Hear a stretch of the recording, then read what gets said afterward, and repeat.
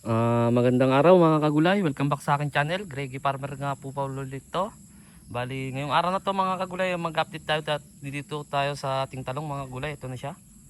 Ano siya mga kagulay, yung ating talong Calyx 2F1. Kung mapapansin nyo mga kagulay, ay meron na siyang mga ano. Ayan na siya talaga, meron na. Ayan. Meron na siyang mga buko talaga mga kagulay. Yung iba lumabas na talaga mga kagulay. Lumabas na yung kanyang mga bunga, lalo dito mga kagulay oh. May mga nag-uunahan talagang lumalabas na ano, ayan oh. Yan. Pero hindi pa siya sabay-sabay. Kaya kapag nag first harvest talaga ay unti pa lang kasi hindi naman talaga siya sabay-sabay na ma-harvest ang lahat mga kagulay. Ayan siya. Humabol na lahat mga kagulay, pati nandun nung napurningan nga. Ito yung sinasabi ko sa inyo, magpo-focus talaga yung benefits ng ano, pagwa-wire pruning mga kagulay. Saka mapapansin nyo matangkad na siya mga kagulay. Yan. Ayan o. Nagsanga-sanga na talaga yung ating talong mga kagulay. Meron na siya mga bunga. Yan. Although yung mga iba wala pa. Yan. Pero meron na talagang nauna mga kagulay. Yan o. Focus na siya sa taas mga kagulay. Tangkad na siya. Malapit na hanggang bewang ko. Yung iba nga hanggang balikat ko na mga kagulay. Lalo yung nandun. Yan o.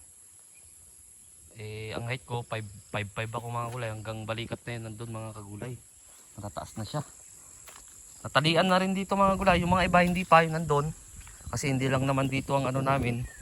Ang ginagawa namin mga kagulay. Meron din sa ampalaya. Meron din dun sa tataniman pa ng ampalaya dun. Iba-iba kasi ang ginagawa namin mga kagulay. Bali tatlo lang kami dito. Yung 2 buwanan saka ako na nagmamanage sa mga kagulay. Yan siya. Yan. Kung nung nakaraan parang ano lang siya mga kagulay, payat, pero ngayon biglaan na lang na tumaba mga kagulay. Yan siya. Yan ang ating talong. Yan. Yun, may mga bunga na dun mga kagulay. Yung mga dito, yung mga maliliit na napansin nyo mga karaan ay humabol na siya mga kagulay. Gawa na ng pruningan katulad nito. Humahabol na siya mga kagulay. Yan siya. Bali ngayon magtatali ako dun sa nalagyan nila ng ano, ng cable tie. Kasi yung isa naglalagay lang ng cable tie, ako naman yung nagtatali mismo mga kagulay. Tapos yung isang kasama naman natin kasi hapon na, siya naman yung nakatoka doon na magsasaing, magluluto ng ulam mga kagulay. Yun yung parte-parte namin dito kasi tatlo lang kami mga kagulay. Yan. Yan oh. Mapapansin nyo mga kagulay. Nagsanga-sanga na siya. Ayan yung pinaka main Y niya. Tapos mapapansin nyo may Y na naman dyan. May Y na naman doon. Tapos magwa-Y ulit doon. Ayan. Yan yung sinasabi ko sa inyo na kakalabasan nitong ano, Y pruning mga kagulay. Tapos yun nga. Mapapansin nyo may mga dahon pa dyan. Yung sanga lang talagang tinanggal ko nung nakaraan. Ayan, kapag naka first harvest. Kahit di pa maka first harvest. Sabi ko diba, sabi ko hanggang 3. Pero nakikita ko kasi mga kagulay makapal na. Kumbaga kaya niya nang suportahan kasi marami ng dahon dito sa taas. Pwede ko na rin tanggalin to. Yung iba. Katulad nito, makapal na siya, pwede na natin tanggalin. Ganyan mga kagulay, pwede na rin natin tanggalin yan. Yan. Yan. Yan na, yung malinis na yung sa ilalim ng Y niya. Kaya kapag mag-i-spray, mas mabilis na siya mga kagulay. Yan, mas mabilis na siya. Kapag mag-aabono din, mas madali na siya. Wala na siyang iiwasan na dahon na para masunog. Yan. Yan mga kagulay. Yan ang ating update dito sa ating talungan mga kagulay. Kung mga nakaraan, kung babalikan yung mga video ko, parang hindi siya mabubuhay mga kagulay. Kasi kung sabi ko dun sa Nule, dun sa Agusan del Sur mga kagulay, grabe ang init dun. Iba rin pala dito mga kagulay, mas grabe ang init dito mga kagulay. Tapos ang hangin dito, amihan na. Grabe din kapag umangin dito kapag mga tanghaling tapat mga kagulay. Grabe ang hangin dito, kaya kailangan talagang talian siya. Itong silbi talaga ito pagtatali mga kagulay, hindi na siya basta-basta na kapag naghangin siya ng ano, wag lang yung ipo-ipo mga kagulay ha. Hindi na siya basta-basta na yung matutumba talaga mga kagulay. Tsaka ang silbi niyan, para kapag umangin, hindi siya basta-basta na mauuga. Para yung ano niya, yung mga ugat niya, hindi rin basta-basta puputol, kumbaga yung ugat niya dyan sa mga malapit sa puno talaga mga kagulay. Yan yung silbi niyan talaga pagtatali. Yan siya. Galain natin lahat mga gulay kasi halos para-parehas na. May nauuna na ng mga bunga mga kagulay ano. Ganda na. Yan. Ganda na siya mga kagulay, kahit ganoon ninyo mga kagulay oh. Yan. Yan kung bakit green na green to mga kagulay. Yun nga, nag-i-spray tayo ng ano dito, ng Magica, yung pang ano, pang fungicide mga kagulay, pang pungus. Kaya ganyan mga kagulay, halos wala kayong makikita na anuan ng pungus mga kagulay. Kasi ni-spray natin yan pagkatapos ng ulan, ay ni-spray natin kagad mga kagulay. Yan siya. Lalo dito, nung nakaraan malilit dito mga kagulay, pero ngayon humabol talaga oh. Yan siya mga kagulay, humabol, may mga bunga na siya. Ayan. May mga bunga na talaga siya mga kagulay. Yan, humabol na siya. Dito nung nakaraan mapandak, pero ngayon hanggang ano ko na dito mga kagulay. Hanggang bewang ko na, mas mataas na sa bewang mga kagulay. Yan. Yan siya mga kagulay. Tapos nagtatali nga rin ako dito. Aray ko, tigang pa ako madulas.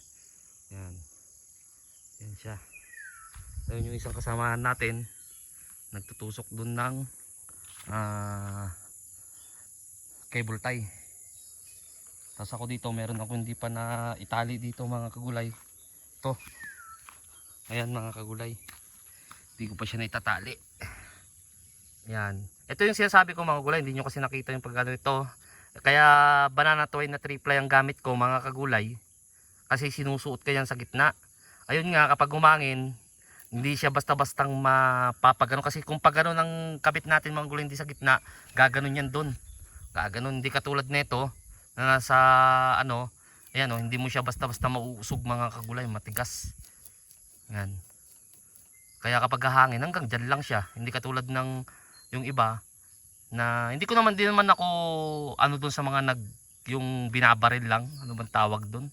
Basta may yung binabaril lang na parang straw lang din mga kagulay na kaganon. Kasi kapag ganon naman, pag ano mga kaganon mga kagulay, ano rin yon, gaganon din yon mga kagulay. Tapos may nagsabi sa akin na di ba babakat sa puno. Babakat siya talaga mga kagulay, babakat din siya, pero hindi naman talaga yung bakat na bakat. Kasi dinodoble ko yan mga kagulay, katulad nito. May naitali na ako dito para makita nyo. Ayan, nakadoble siya, kaya 200 yung haba niya. 200. Ayan o, nakadoble siya oh. Isang cable lang yan mga kagulay, nakadoble siya. Kung papansinin nyo, gaganyan ko, kasyang kasya yung daliri ko mga kagulay. Kasi tataba pa to eh. Ayan, ayan o. Hindi mo na siya isusugdong ganun, gawa na nasa gitna nga siya mga kagulay. Yung pinaka ano, una niya tinusok agad doon yung sa ano, tinusok doon yung cable tie, kaya hindi na siya maano mga kagulay oh.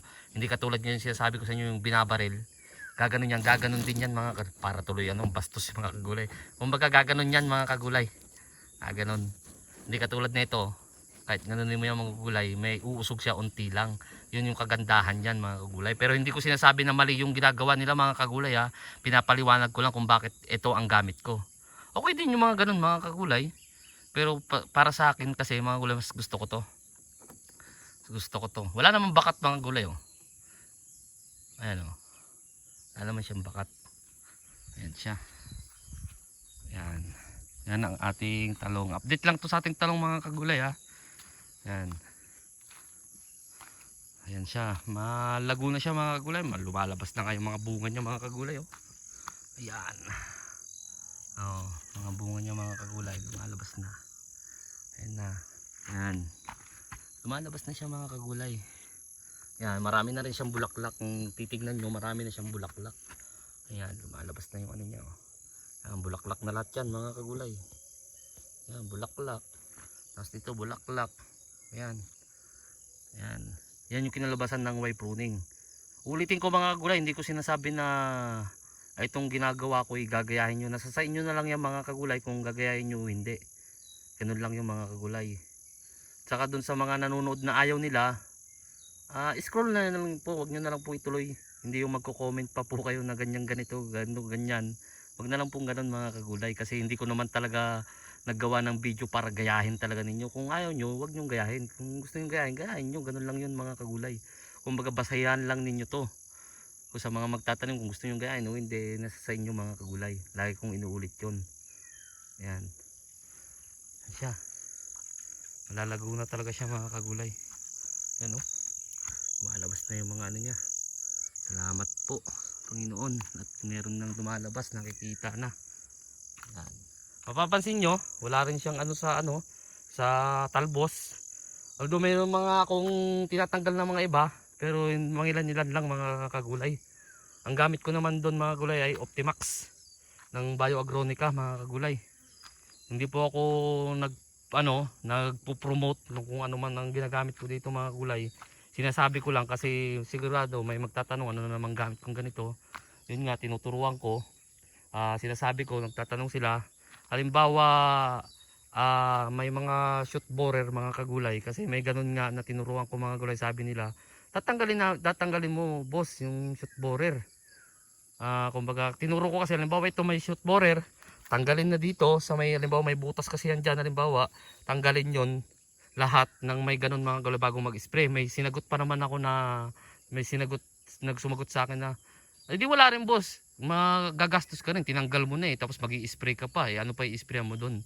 Yun ang pabalibag na sagot sa akin. Sabi ko para ma-control kagad, ganun yun mga kagulay bago magi-spray. Kung may hindi ka matanggal, kaya pagkagabi mayroon dadapo, ayun yun yung para doon kaya ka nag-spray. Hindi yung sasagot sa akin ng pabalibang nung nag-chat sa akin ng ganun mga kagulay.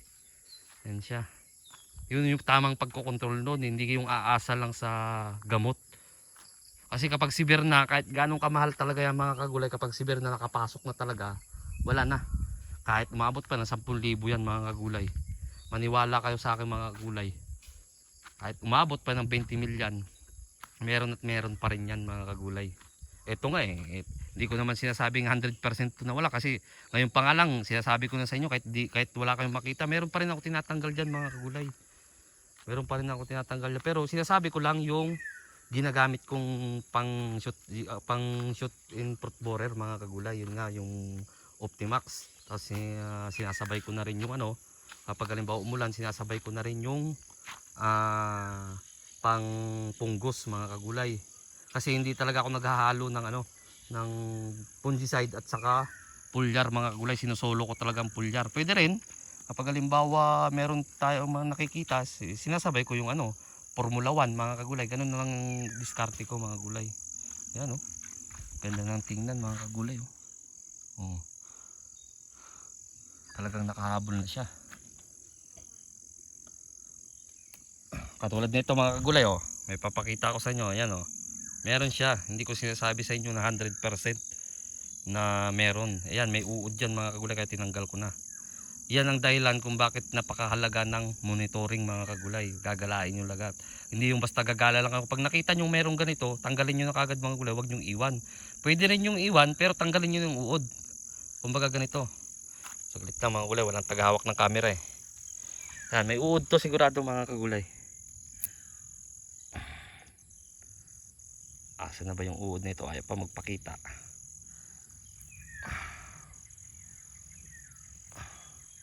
Pakita ka na, huwag mo ako ipahiya. Baka sabihin nila tinanggal lang kita. Ayun. Ayan ang uod niya mga kagulay Kaya kapag tinanggal nyo, huwag nyong iiwan dyan. Pwede nyong iiwan itong kapag natanggal nyo na yung uod. Yan. Kasi kapag iniwan nyo dyan, naging adult na yan, naging paro-paro na yan, tapos tutusok naman dyan, mas marami na ng mga kagulay. Kaya yan yung silbi sabi ko sa inyo na kung tanggalin nyo muna bago kayo mag-spray.